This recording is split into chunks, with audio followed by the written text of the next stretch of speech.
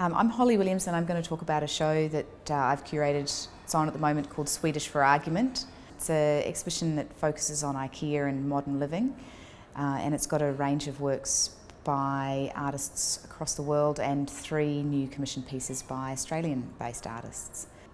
To introduce the show, I guess it's been a hugely pleasurable and quite fun show to work on. Initially, when I was thinking about the idea of putting together a show with Ikea as its common thread, I was concerned that it would come across as too lightweight or kind of picking a very banal subject, and would artists want to participate in it. And I was really pleased with the response that I've had from pretty much everyone I've spoken to, and also discovered how many artists like Tony Schwensen or very well-known Israeli artist Ben-Ner who really Ikea is something they've focused on and made specific works about.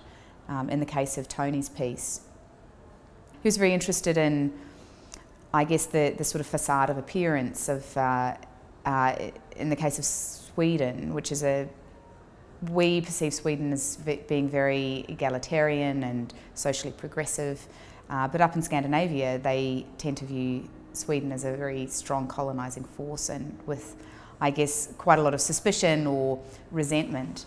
And when you sort of transpose that into Ikea very much presents itself as a very family-friendly, egalitarian space. But you know, increasingly journalists are uncovering some of their corporate structures or environmental activities that may be, you know, not quite gelling with their appearance. So his work also, you couldn't really do a show about Ikea without including some reference to the experience of putting together flat pack furniture. And you know, his performance pieces, where he's often half naked, they certainly lend themselves to, you know, 35 minutes or so of putting together a flat pack wardrobe unsuccessfully. When you look at Ikea, you can really start to use it as a kind of lens to examine not only kind of contemporary lifestyles and social dynamics, but also the way Ikea, it presents a sort of aspirational self that we can kind of project ourselves into. I think that was one of the things, and why there's probably a predominance of video works in the show, because Ikea is all about the stories we tell ourselves and that kind of aspiration that is an underlying aspect. If we just have the right Ikea things, we can be more organised, we won't be late for work, we'll just be kind of better people. There's sort of, on the one hand, I think even the most cynical people amongst us kind of can go to the store and find something really useful, you know, whether it's their kind of particular potato peeler or some of their storage solutions. It's a kind of almost inescapable part of living in a large urban centre now. And you can also use it to kind of examine consumerism and marketing and the way we are kind of participating in a society that's really built on always aspiring for something new and perfect, and kind of turning our backs on things that are kind of where there's slippage, where something's unresolved or messy or decaying or old. And there's a huge sort of contrast or juxtaposition between, I guess, the fact that, you know, 1 in 5 people in Australia will suffer from a mental illness, and yet Ikea is all about being perfectly healthy and sane and clean and good and right, you know, psychologically, physically, economically. And the way of visiting a store is really kind of participating in that. It kind of pulls a lens together on the kind of values that are operating in today's world. I commissioned a few Sydney-based artists to make new works for the show, and Emma White was the first artist that I spoke to. And I mean, her pieces are so kind of, they're so full of irony, and kind of there's a sort of really subtle poetry that exists even though they're replicas of very familiar pieces. So I knew that she would bring a very considered and intelligent work to the show. My work is called Nice Try DIY. It's basically a very compact, small work. It's an Allen key, the special Ikea Allen key, which I think now they've superseded with a new one, but anyway, this is the one that I have in my cupboard along with all the other Ikea Allen keys. It's made out of polymer clay, so it's handmade. So it's kind of my DIY. You couldn't use it to assemble your Ikea because it would break. I guess it's a sort of a symbol of what's bad and good about Ikea. It's something to do with efficiency. Like, it's very commercially efficient for them to put an Allen key in every piece of furniture that requires an Allen key for assembly, but it means that everyone who owns more than one piece of Ikea furniture ends up with all these Allen keys, which is materially incredibly inefficient. And I guess, yeah, it's the bad and the good, I suppose. It's also, I mean, my work, I kind of tend to like to reproduce things that by hand, and it's a slow kind of laborious, craft kind of process that, but the objects that I kind of refer to or reproduce tend to be mass-produced products, and it's just a different way for me to kind of look at them and think about them, and I get to know them, their structures and how they're made really intimately. It's kind of like a materially ineffective practice in a way, isn't it? Yeah, it's because it's a sort of artisanal kind of a practice, so it's obsolete as a form of production. It only works within the context of art because it, there's a uniqueness to each object. I guess the tool, this is something that comes up in my practice, is that the tool suggests the action and the act of making, and what is that act, and what you do with the Allen key is as kind of out of the box modular as all the objects are. It's not terribly creative, but I guess it's sort of, you do something, I don't know, you do a kind of production with it, but it's a very predictable kind of production. It's not something that you can make a lot of different things with. You can only do the thing that, you know, was intended. There's not really any other uses for that object. So it's a really freaking useless thing to have around the house once you've made your piece of furniture. So it's kind of a non-tool in a way, really, which is what mine's a non-tool because it would break. It's not, you couldn't use it to make anything. But, yeah. But it's also been kind of elevated as well, isn't it? It sits in a little vitrine on a plinth, and it's sitting by itself on the plinth. It's sort of, I guess it's a bit jokey in that sense, but it's also something about how much of Ikea there is and how materially overwhelming that place is and all those products are. I mean, I have a lot of it in my house as well, as do we all.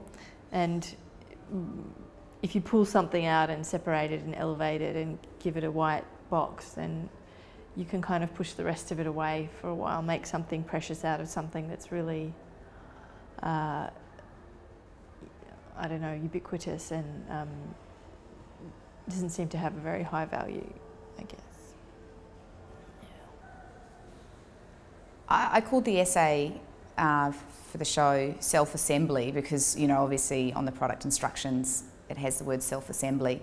But I think also when you visit an Ikea store, because they offer these kind of panoramas or dioramas of different styles, you can kind of form a stable sense of self by going, I don't like that, that's not me, that room's not me, that kitchen's not me, oh, that's me, you know, where it's about kind of a whole range of tastes that sort of give you a more established sense of self. So on the one hand, it's kind of this aspirational self of, in Ikea world, everything is kind of quite perfect. They always strive to give a sense of something being lived in or functional, so you can kind of readily project yourself into the spaces. But they also, by the process of discernment or delineation, give a kind of more stable sense of self. And it is a homogenised one, it is a packaged one, it is one that they are incredibly sophisticated at producing these really seductive kind of useful objects that we are drawn into. And I mean, it seems like this year, as soon as I started putting the show together, all of these really interesting things were happening. Ikea announced that I think next year 25% of its catalogue will be produced entirely virtually. They've got to such an art of creating these kind of digital spaces for their showrooms. They don't need to actually build them anymore. They can just create these phantasmagorical spaces that then are sold as places we should aspire to own and live in. And also, yeah, there's the obvious one of they recently in Saudi Arabia erased all of the women in the Ikea catalogues, which has kind of given rise to some pretty funny memes. Yoko Ono and John Lennon embracing on the bed, and Yoko Ono's been replaced with a filing cabinet. Marilyn Monroe standing over the grate is now a washing basket. So there are some quite, because Ikea is in so many different countries, it's something that speaks internationally, and so it was quite pleasurable pulling the show together because I was able to find a number of international artists and designers who were really looking at Ikea from quite different perspectives. Lorenzo Bravi has used Ikea objects as kind of printing blocks, and there's a kind of interesting play between Ikea's promotion as offering democratic design. Its kind of self-identity is very much that it's friendly and it's a force for good in the world. And so he's used these pieces of furniture as printing blocks, and it's a kind of nice play on the invention of the printing press and how that drove democracy in the world. So yeah, probably one of the best known works in the show is a video piece by Ben-Ner, who's an Israeli artist. He's been in the Venice Biennale and he's made some really beautiful pieces in which he uses his family as characters, or members of his family.